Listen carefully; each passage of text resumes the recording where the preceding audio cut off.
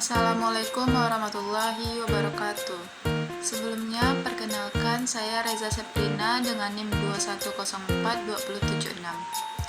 Baiklah, pada kesempatan kali ini saya akan mempresentasikan materi terkait pengurangan risiko bencana dan ketahanan terhadap bencana. Yang pertama yaitu pengurangan risiko bencana. Pengaruh utama pengurangan risiko bencana merupakan perpaduan dari sudut pandang teknis dan ilmiah dengan perhatian kepada faktor-faktor sosial, ekonomi, dan politik dalam perencanaan pengurangan bencana, khususnya pada daerah-daerah rawan. Penanggulangan bencana bertujuan untuk meningkatkan kemampuan masyarakat untuk mengelola dan menekan risiko terjadinya bencana. Hal terpenting dalam pendekatan ini adalah memandang masyarakat sebagai subjek dan bukan objek dari penanggulangan bencana dalam proses pembangunan.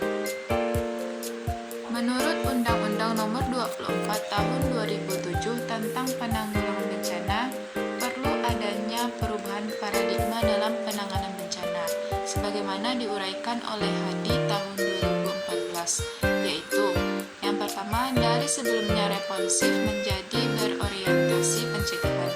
Yang kedua, dari sebelumnya pendekatan sektoral menjadi multisektoral. Yang ketiga, dari sebelumnya merupakan inisiatif pemerintah menjadi tanggung jawab bersama.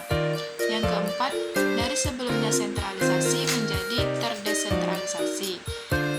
Yang kelima, yaitu dari yang sebelumnya terfokus pada tanggap darurat menjadi lebih berorientasi pada PRB.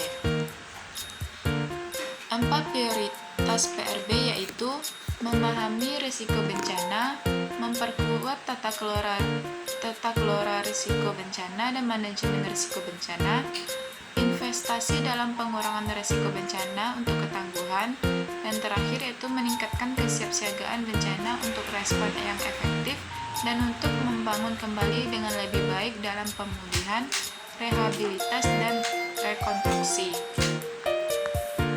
Ketahanan terhadap bencana yang pertama yaitu kapasitas untuk menyerap tekanan atau kekuatan-kekuatan yang menghancurkan melalui perlawanan atau adaptasi. Yang kedua, kapasitas untuk mengelola atau mempertahankan fungsi-fungsi dan struktur-struktur dasar tertentu selama kejadian-kejadian yang mendatangkan malapetaka. Yang ketiga, kapasitas untuk memulihkan diri atau mementingkan setelah suatu kejadian.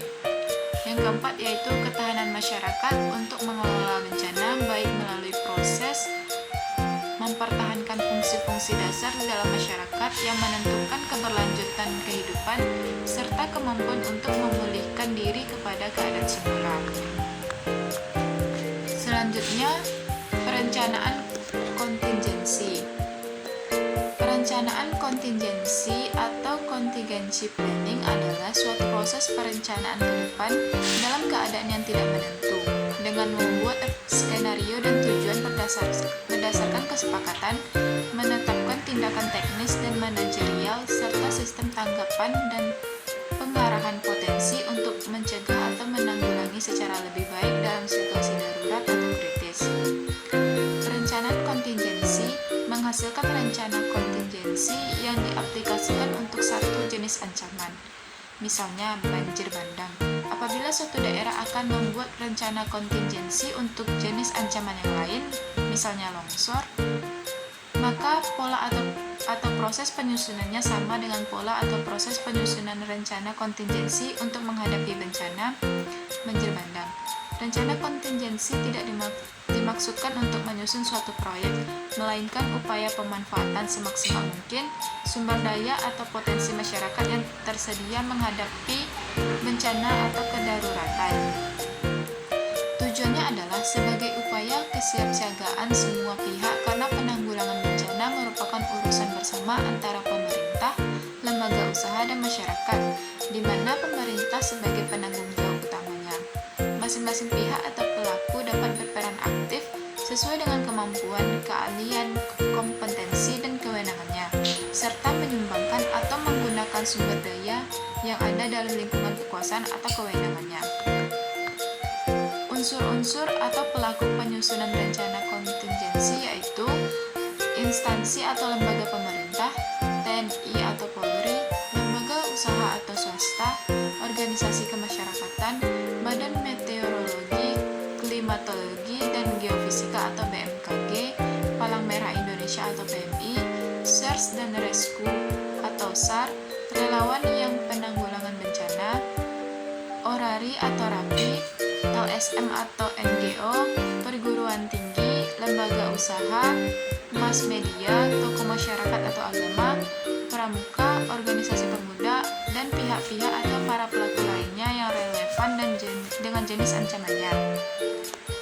Definisi perencanaan kontingensi menurut UISDR, proses manajemen yang menganalisis kejadian potensi tertentu atau situasi yang timbul yang mungkin mengancam masyarakat dan lingkungannya dan menyusun pengaturan di muka untuk memungkinkan tanggapan yang tepat, waktu, efisien, dan patuh terhadap kejadian atau situasi.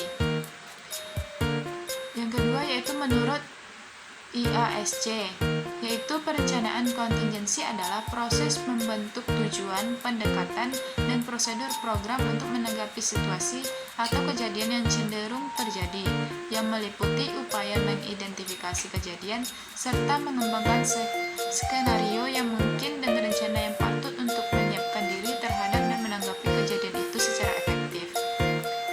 Selanjutnya menurut Federasi Internasional, berdasarkan kejadian tertentu atau risiko yang diketahui pada tingkat lokal, nasional, regional, dan global, misalnya gempa bumi dan banjir, atau wabah penyakit untuk membentuk prosedur operasional bagi tanggapan, berdasarkan kebutuhan dan kapasitas sumber daya yang diperkirakan guna memungkinkan tanggapan yang tepat waktu, efektif, dan patut.